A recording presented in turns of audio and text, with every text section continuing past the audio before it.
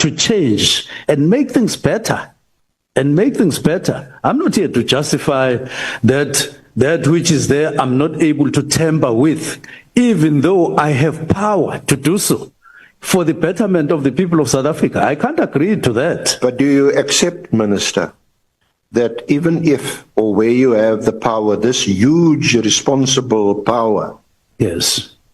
to change things for the better of our country and for our citizens, Yes. that you also have to consult with people before you exercise that power, the people who are directly affected when you exercise that power? For example, to shut down a political killings task team that our president thought in May 2018, not thought, he came here, he said the political killings, not because he was discriminating or treating killings in KZN different from killings elsewhere in the country. He said this has become a problem and I need a dedicated approach to resolve this problem.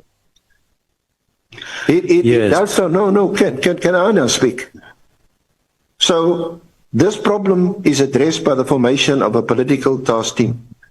He appoints an interministerial committee. Now, we're not going to debate the legality, constitutionality of whether you could disband it or not. But there is the committee. Colleagues with you in your cabinet. Did you not think it was important to engage with them? There is absolutely no indication from your lawyer's notes, from your statement, from your oral evidence here yesterday and today, that you engage with them to say, colleagues, this is now weighing heavily on my mind. It's already heading towards the end of the year. I feel like writing a letter on the 31st of December. Can we discuss this? You discuss it with your deputy ministers, but you don't discuss it with your other ministers. Key players, Minister of Intelligence, Minister of Defense, Minister of Justice and Constitutional Development. These are the ministers that form this group. So even if it's a political structure, and even if the task team, according to you, were acting under its direction and it was a political issue, even more reason why you should have consulted with them and engaged with them. Why didn't you? Now, I just a question first.